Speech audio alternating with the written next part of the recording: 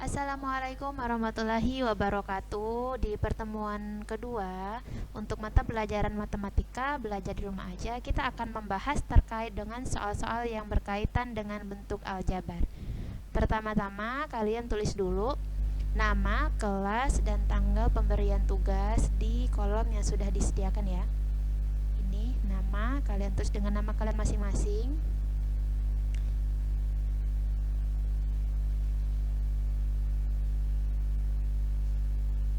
Kemudian kelas dan tanggal pemberian tugas, yaitu tanggal 8 Februari 2021. Nah, baiklah.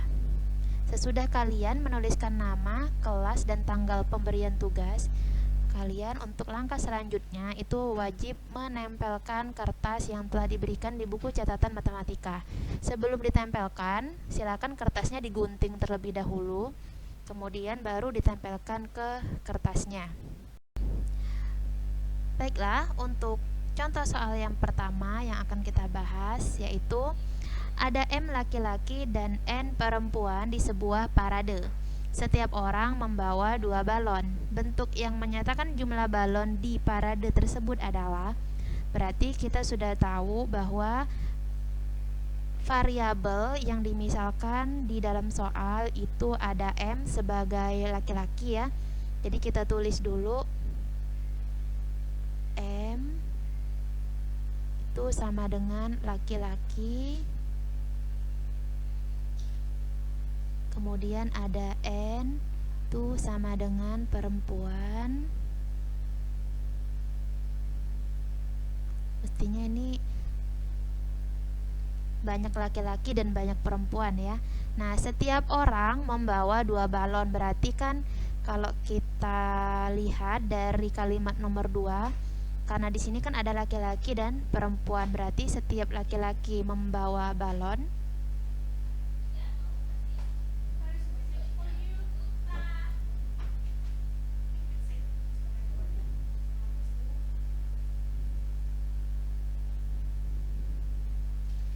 Dan setiap perempuan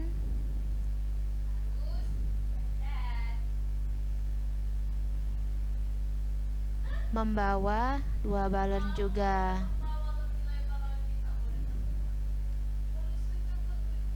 Nah, dari sini karena laki-laki kan tadi permisalannya adalah M, dan laki-laki itu membawa 2 balon untuk setiap laki-laki, berarti 2M ditambah, dan itu ditambah setiap perempuan membawa 2 balon, berarti 2 dengan permisalan perempuan yaitu N, berarti 2N. Jadi bentuk yang menyatakan jumlah balon di parade tersebut adalah 2M ditambah 2N. Jadi jawabannya adalah yang A. Kemudian kita lanjut ke pertanyaan nomor 2. Bentuk aljabar 6P kuadrat dikali Q. Nah, di sini kalau kita uraikan antara 6P dan Q ini tidak ada tanda apapun, berarti ini operasi perkalian semuanya. Jadi sebenarnya kalau kita uraikan 6 dikali P kuadrat dikali Q.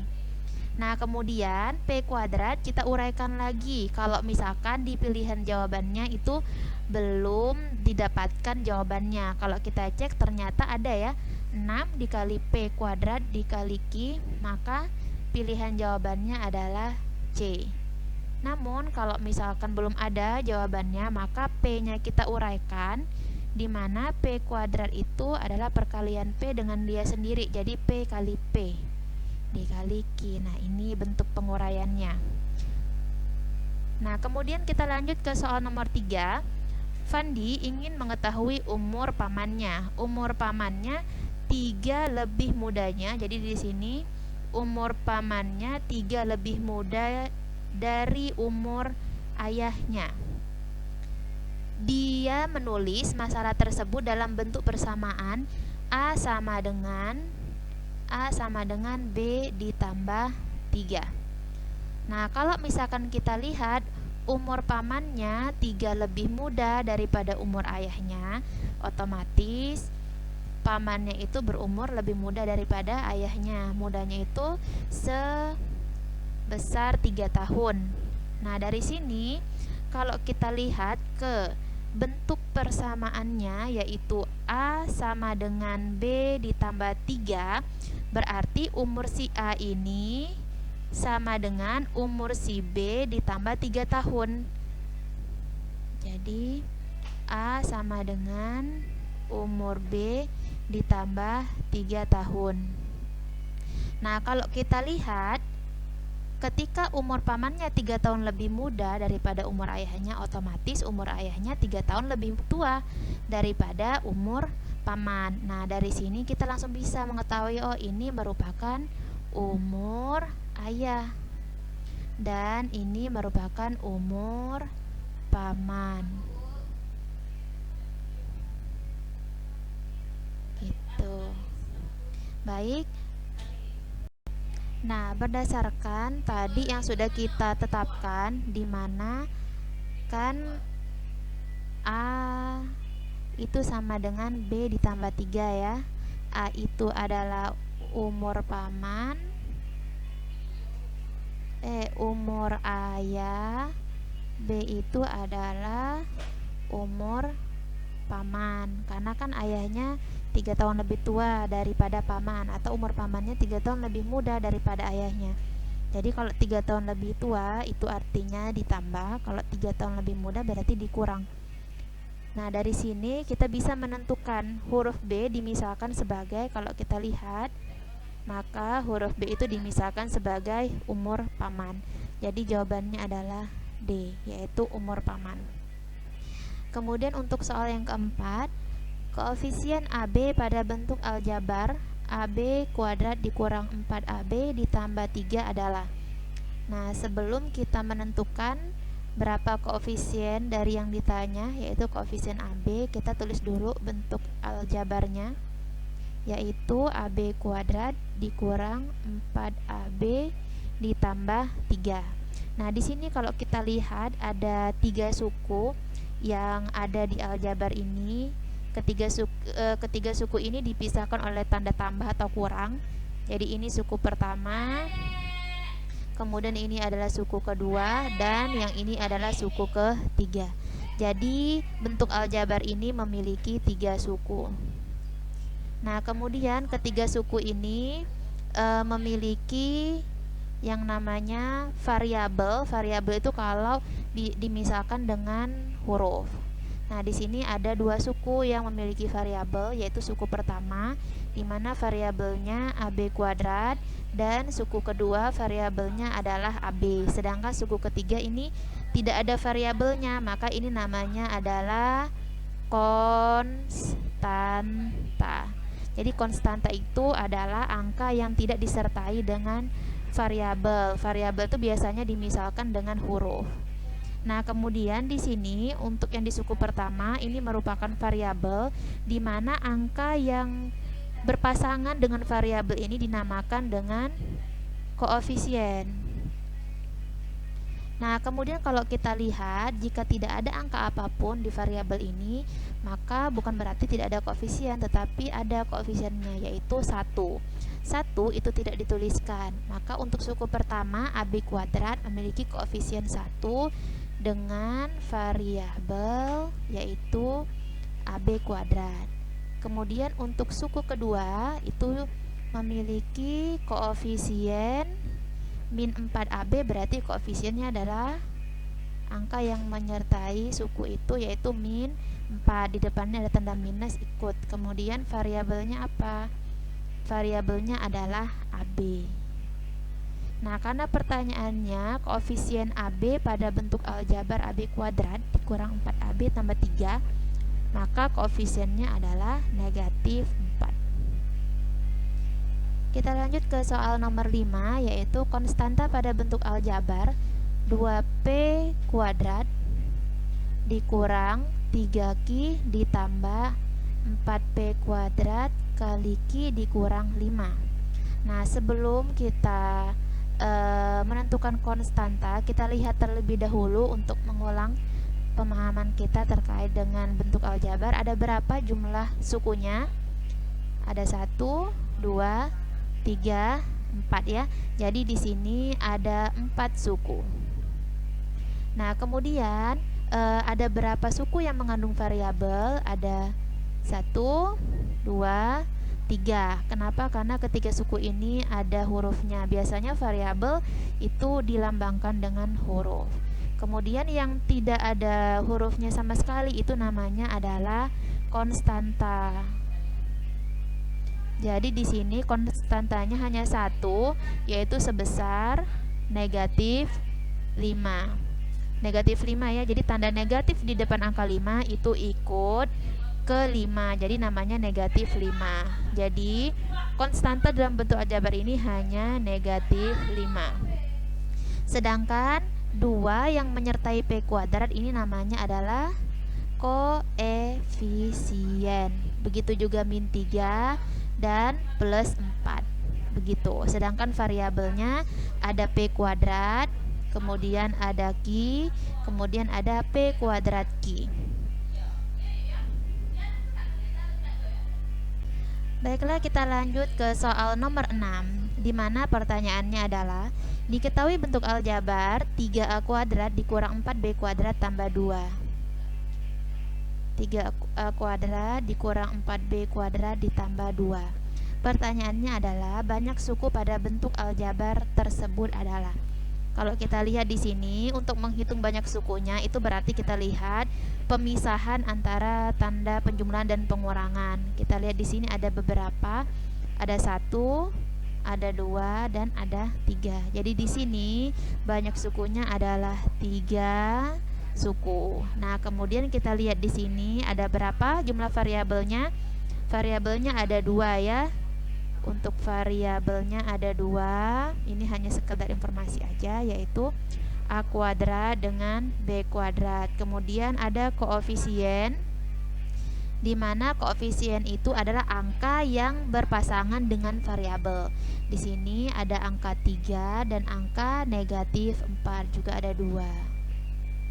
Nah, kemudian kita lihat ada tidak konstanta. Yang namanya konstanta berarti angka yang tidak berpasangan dengan variabel. Jadi hanya dia sendiri. Sini ada 1, hanya positif 2. Positif 2 atau bisa ditulis dengan 2. Nah, jadi karena pertanyaannya hanya banyak suku, maka kita kembali lagi ada 3 suku. Pilihan jawaban yang tepat adalah B. Kita lanjut ke soal nomor 7. Sally membayar X rupiah untuk 3 gelas jus. Harga untuk segelas jus. Oke, jadi kalau untuk 3 gelas jus itu sama dengan X rupiah. Yang ditanya berapakah segelas jus. Berarti untuk segelas jus 3 itu mesti pindah. Nah, di sini jus ya. Kalau di sini 3 dengan 3 gelas jus, 3 ini sebenarnya dikali dengan gelas jus. Jadi kalau untuk 1 gelas 3-nya mesti pindah, maka sama saja dengan banyaknya uang yang keluar dibagi dengan jumlah yang dibeli, yaitu 3. Jadi untuk 1 gelas jus itu harganya adalah X per 3 rupiah. Kalau misalkan kalian membeli 4 gelas jus, ya berarti harga yang dikeluarkan untuk membayar jus tersebut dibagi dengan 4. Nah, di sini pilihan jawaban yang tepat adalah A.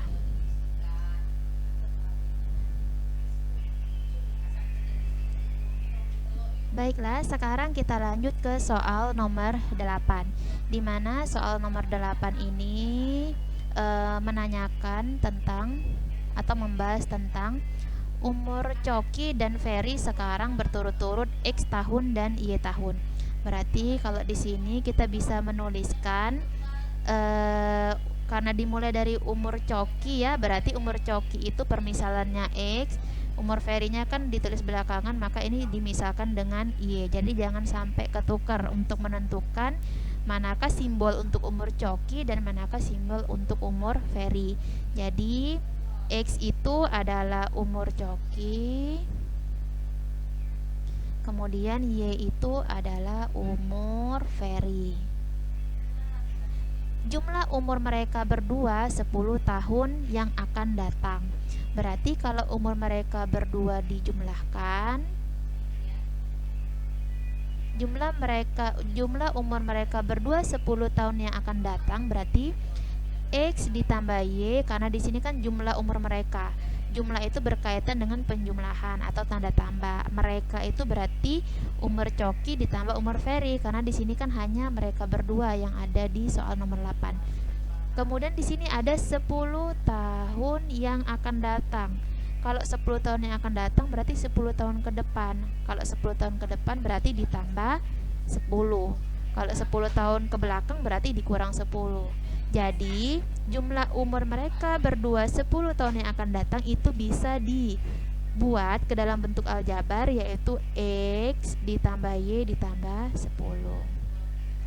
Jadi pilihan jawabannya adalah B. Kita lanjut ke soal nomor 9. Jika nilai P sama dengan 1, nilai Q sama dengan min 2, dan R sama dengan 12, maka nilai dari min 5P kuadrat ditambah 4Q pangkat 3 ditambah 2R berapa? Berarti kita harus menuliskan dulu bentuk aljabarnya. Min 5P pangkat 2 ditambah 4Q pangkat 3 ditambah 2R. Nah ini karena masing-masing variabel itu sudah diketahui hasilnya, dimana P kan tadi 1, Q adalah min 2, dan R adalah 12. Berarti variabel-variabel ini diganti dengan angka yang sudah diketahui nilainya. Tetap karena di sini di depan P kuadrat kan ada min 5, tetap ditulis min 5. Kemudian P kuadrat karena P-nya 1, jadi kita pakai dalam kurung aja biar tidak tergabung. Jadi 1 pangkat 2, karena di sini ada pangkat 2. Setelah itu ada tanda tambah, tulis kembali.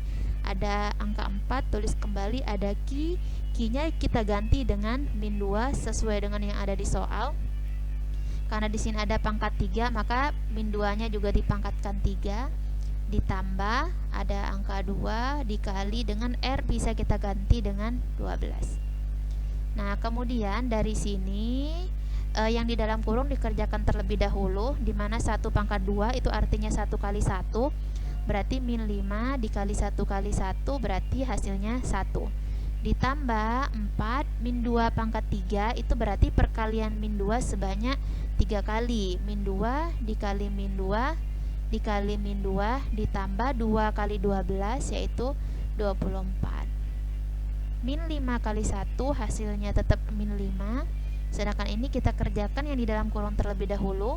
Min 2 kali min 2, min ketemu min positif, 2 kali 2 4, positif ketemu negatif lagi, jadi plus 4 dikali negatif hasilnya ya, dikali 2, min 4, 4 nya dikali min 2 hasilnya adalah min 8 ditambah 24. Nah ini kalau kita selesaikan, min 5 positif 4 dikali negatif 8 berarti negatif 32 ditambah 24. Nah kita selesaikan, min 5 min 32 itu berarti dua-duanya bilangan negatif, tinggal dijumlahkan, min 37 kemudian ditambah 24. Nah ini bisa diartikan sebagai min itu hutang, plus itu bayar, berarti hutang 37 bayar 24. Masih ada hutang kan, berarti tandanya masih negatif. Hutangnya masih berapa? Hutangnya itu adalah sebesar 13, karena hutangnya 37 kemudian dibayar 24. Jadi pilihan jawabannya adalah D.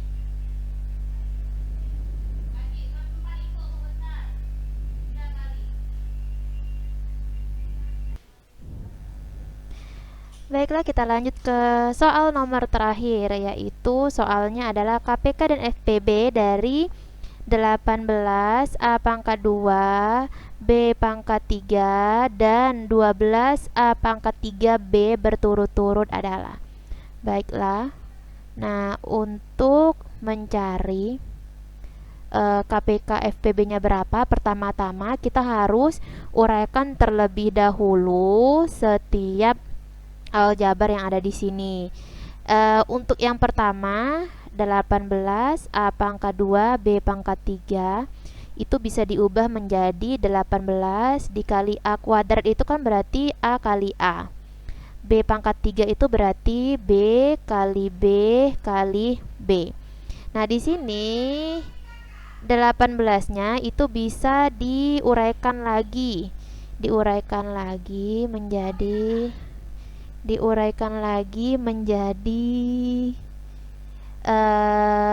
yang lebih sederhana. Kita sama-sama bagi 2 ya, menggunakan pohon faktor aja. 18 bagi 2, 9, karena dia bilangan genap, 9 kita bagi 3.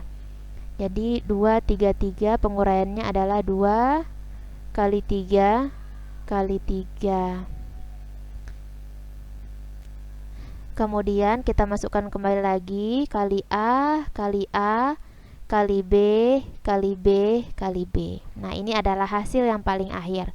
Kemudian dengan hal yang sama kita juga menguraikan 12 A pangkat 3B, yaitu 12 kita uraikan terlebih dahulu ya.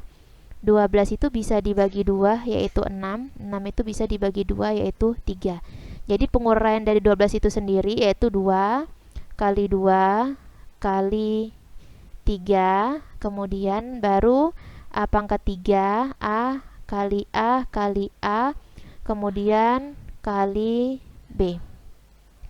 Nah, dari sini kita kembali ke pelajaran SD, yaitu konsep KPK dan FPB, di mana untuk konsep KPK itu artinya angka-angka tersebut dan variabel-variabel tersebut ada di 18A pangkat 2 B pangkat 3 dan ada juga di 12A pangkat 3 B.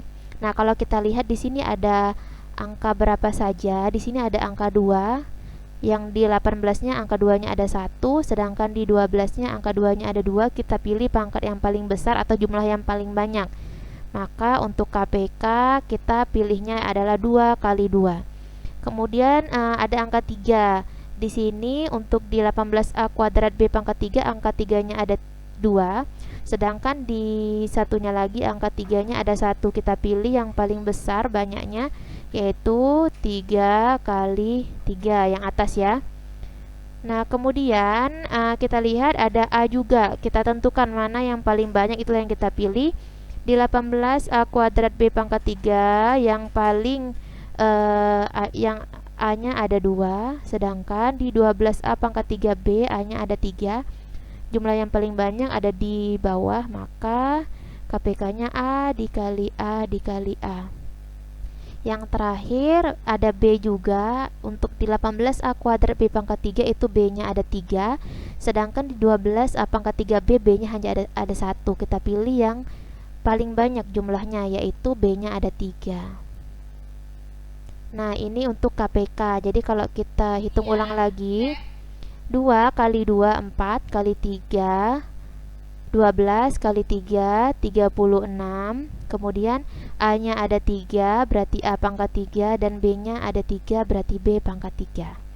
Jadi KPK-nya 36, A pangkat 3, B pangkat 3. Sekarang kita lanjut ke FPB. Untuk FPB itu angkanya dan variabelnya harus ada di kedua suku yang akan kita cari FPB-nya. Kalau sudah ada variabel atau angkanya, terus itu kita pilih jumlah yang paling sedikit. Kalau kita lihat di sini di kedua suku ini masing-masing ada angka 2, tapi jumlah yang paling sedikit berada di sini, yaitu angka 2-nya sebanyak 1, maka FPB-nya adalah 2-nya cukup dituliskan 1 angka saja.